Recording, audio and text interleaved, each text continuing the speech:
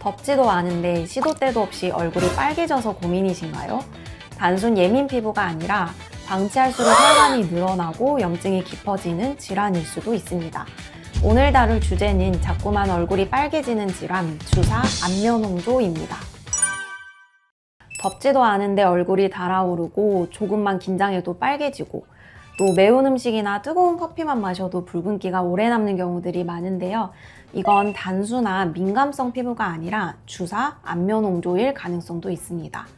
겉으로 보이는 피부보다 그 안에 혈관 혹은 자율신경 반응 문제일 수도 있습니다.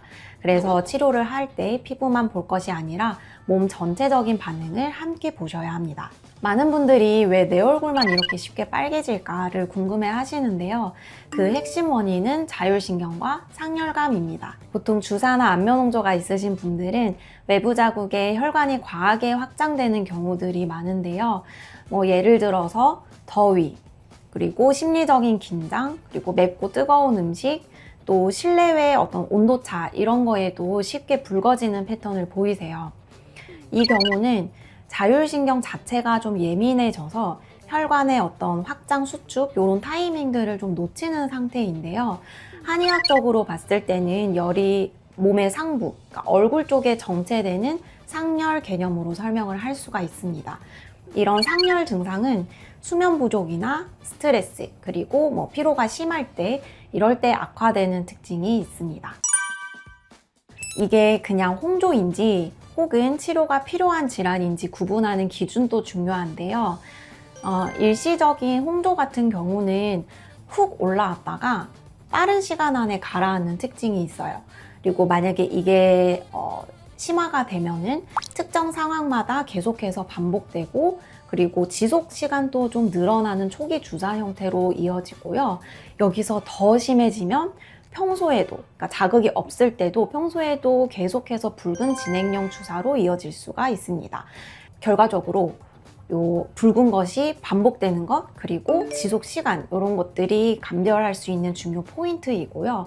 또 다른 감별 포인트는 화끈거림, 따가움, 가려움, 그리고 염증성 트러블이 동반되는가입니다. 그래서 이런 것들까지 있다면은 단순한 어떤 일시적인 홍조가 아니라 조금 더 진행된 주사 형태라고 볼 수 있습니다.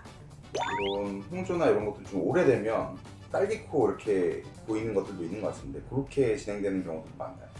네, 많죠. 이게 주사 자체가 원래도 좀 코 중심으로 시작을 해서 이렇게 뺨으로 번져나가거나 아니면 아예 코 중심으로 있는 경우가 많으시거든요. 그래서 우리 왜 딸기코라고 하는 게 이제 코 쪽에 주사가 생긴 건데 이게 붉은기에서 조금 더 심해지면은 피부 조직이 증식하는 비료형 주사로 진행되기도 해요. 이런 경우에는 코 자체가 굉장히 겉으로 봤을 때도 울퉁불퉁해져 있습니다.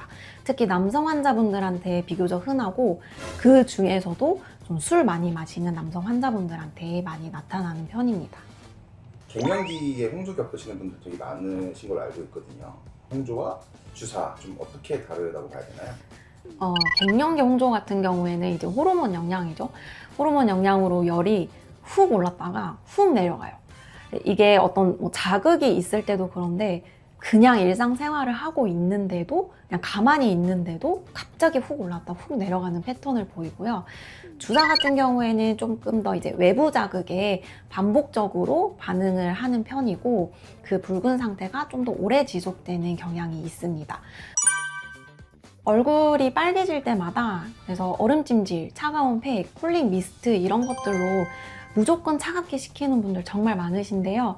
그런데 이게 오히려 홍조를 더 반복시키는 원인이 될 수도 있습니다. 냉자극을 했을 때 처음에 진정되는 느낌은 분명 있는데요. 이게 굉장히 과한 냉자극인 경우에는 혈관이 오히려 거기에 예민하게 반응을 해서 이거는 혈관을 지금 확장을 해야 된다라고 잘못 인식을 해요. 그래서 반동으로 확장이 될 가능성이 있고 결국에는 조금 더 혈관 반응이 더 예민해지는 결과를 낳습니다. 그러면 결국 중요한 거는 어떻게 관리하고 치료하느냐인데요. 단순 진정 보습만으로는 주사 치료하는데 한계가 있는 경우가 많습니다. 주사 같은 경우에는 결국에 어떤 겉에 피부 진정하는 거를 넘어서서 몸 내부의 열 반응, 그러니까 혈관의 열 반응 자체를 안정시키는 관리가 필요한데요. 즉, 혈관 반응 안정화, 그리고 내부의 어떤 자율신경 균형을 회복을 시켜야 합니다. 이 같은 경우에는 이제 체질에 맞는 체질을 개선시킬 수 있는 맞춤 한약을 통해서 몸 내부 혈순환을 개선하는 방향으로 접근을 하고요. 외부적으로는 침치료를 병행을 해서 자율신경을 조절을 해줄 수 있습니다. 그래서 주사는 치료만큼이나 열을 올리는 습관을 관리하는 게 중요합니다. 평소에 뜨거운 물로 세안하는 습관, 혹은 뭐 사우나 가거나 찜질방 가거나 이런 것들은 주의를 해주셔야 되고요. 그리고 음주나 맵고 뜨거운 음식 먹는 거는 혈관을 바로바로 확장시킬 수 있어서 그런 것들도 주의를 해주셔야 합니다. 또 평소에 뭐 밤에 늦게 자거나 수면 시간 자체가 부족하다거나 이러면 심부 체온 리듬까지 깨지면서 피부 장벽 회복하는 데에 방해가 되실 수 있거든요. 그래서 수면 관리도 꼭 필요하고, 또 마지막으로 스트레스를 좀 지속적으로 강하게 받으시면은 자율신경 자체도 예민해지고 몸 내부에 어떤 만성 염증, 또 열, 이런 것들도 계속해서 축적이 되기 때문에 평소 스트레스 관리도 중요하십니다. 화장품 쓰는 거나 세안 습관이나 뭐 특별히 좀 주의할 점 있으면 한번 언급해 주시겠어요? 화장품 중에서는 멘톨이나 뭐 고농도 알코올 제품, 이런 것들은 자극이 강하기 때문에 좀 피해 주시고요. 피부 장벽이 약할 때는 스크럽은 꼭 피해 주시고, 최대한 부드럽게 롤링하면서 세안을 해주시고, 이후에 수건으로 닦을 때도 부드럽게 톡톡 닦아주시는 게 필요하십니다. 주사 질환은 단순히 얼굴이 붉은 상태에서 끝나지 않습니다. 방치할수록 혈관이 예민해지고 회복도 더 어려워질 수 있거든요.